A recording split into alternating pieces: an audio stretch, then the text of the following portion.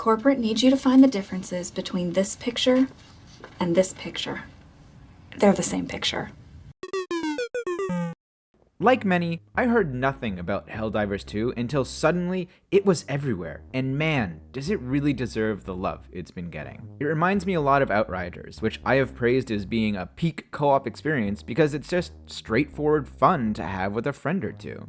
Well, Helldivers takes almost everything I didn't like about Outriders and removes it completely or improves upon it. In fact, it's a real breath of fresh air because it feels like the devs really came at this with a let's just make something fun mentality. A wild concept for a video game, I know, but this is something that seems lost on many AAA titles these days. So how exactly did they put fun first in the context of an action game like this? Well, for starters, Helldivers' tone is just so off-the-wall satirical, you can't help but laugh along with it. It's basically Starship Troopers, but even more self-aware. After just the short tutorial, you'll be shouting, "Freedom!" alongside your character.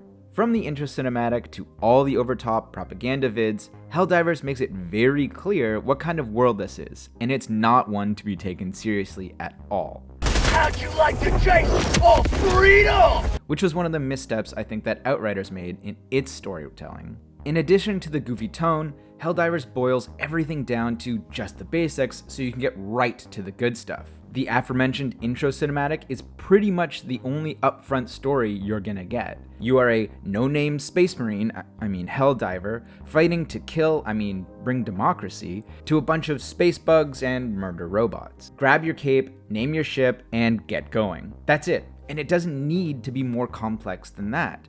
There are no mindless quests or long-winded exposition dumps here. You are not the chosen one. You are just one of millions, and you are very expendable, which is perfect for a multiplayer game like this where you are expected to die all the time.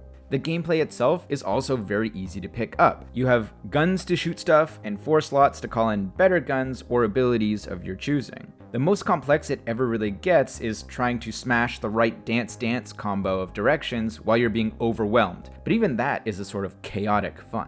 There is extremely minimal fluff here in terms of story, gameplay complexity, and most importantly, grind. It's shocking that for a game that runs the same style of missions over and over and over again, like Outriders, this is probably one of the least grindy experiences I've ever had. While the level cap goes up to 50, you will unlock most abilities by the time you are 20 and all the currently available ones by 25. Who would have thought that allowing your players to access everything earlier on, instead of after dumping tons and tons of hours to get all the way to the top level, would have a positive effect on the game experience? Not only does Helldivers grant you access to all the fun abilities it has early on, but most of them even stay viable into the harder difficulty levels. Helldivers don't care. You are free to play with whatever toys it gives you, whatever is the most fun for you. What this also means is that levels don't really matter here as much as skill. Being double the level of your friend that you want to play with will often cause issues in other similar games, forcing either one of you to play a super easy challenge or make the other person feel completely useless because they are playing way outside of their level difficulty. Helldivers allows you to play with whoever you want without really having to worry about levels or gear. Helldivers also does away with the typical gear grind found in games like Outriders almost entirely. I'm not saying that can't be part of the fun in certain games. I love you, Outriders. But here, you don't have to worry about chasing different colors of loot, praying for super rare drops, or stressing over getting a pair of pants that's 1% better than your current pair. Sure, there are different armor sets you can get, but there aren't that many of them, they're easy to get, and the boosts they give you are pretty minimal. The gear isn't made the focus of the fun, the action is. I can just hear publishers asking the question, well, without the grind, what keeps people playing? You mean outside of doing their duty for Super Earth? Well, there are harder and harder challenges you can try if you really want to suffer, or you can gather samples to improve your ship to become marginally stronger. You can also find medals to unlock new weapons and emotes from the store. Aha! So there is a grind, I hear those same companies say. meh, sort of, but it doesn't really feel like a mandatory one. What you can get from the store is mostly cosmetics, and the few guns and boosts you can get aren't exactly game-breaking. This is by no stretch a typical grind, as these feel like small rewards for playing the game instead of checkboxes on a list of chores. Lastly, if you're going to make a multiplayer-focused title, you better make damn sure it encourages teamwork to keep things fun.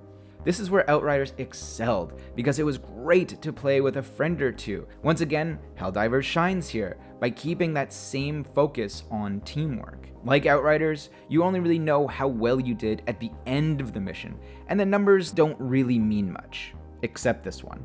Otherwise, you will win or lose as a team. You all get the same rewards, and you all share everything you find. You even get more rewards if everybody lives. And while you can kill each other, and while it can be funny, this mostly encourages coordination because you do share lives, so grief killing your team only really hurts you. Helldivers also keeps adding new free content to the game, like mechs. There are always new hints and conspiracy theories floating around about cool new things to come, like new enemies. They keep the community engaged by having global missions that everyone can contribute to, and they balance out weapons and abilities all the time to ensure that things don't get too stale with one or two optimal builds. Another small detail that shows this fun first design is that you can drop into your friend's game at any time, even right as they're about to finish a mission, and get full rewards for all of their hard work. Sure, it's a little smarmy to do that, but it makes sure that you can join your friends whenever you're free without being punished for joining late or having to wait around for them to finish. Helldivers just wants you to get in there and play with your friends. From its goofy tone to the way it handles progression, teamwork, and unlocks, Helldivers has fun baked into its core philosophy. I hope that more companies take note of the success Helldivers has had and incorporate a lot of what it has done moving forward so we get more fun out of every game. While I know I won't be playing this forever, and that's okay, I'm having an absolute blast right now. And I know that if I ever decide to jump back in somewhere down the line, I won't be punished for doing so because I fell behind on my daily grind. Whenever I come back, I know that Helldivers will welcome me with open arms so that I can pick up right where I left off, fighting for democracy. That's called democracy!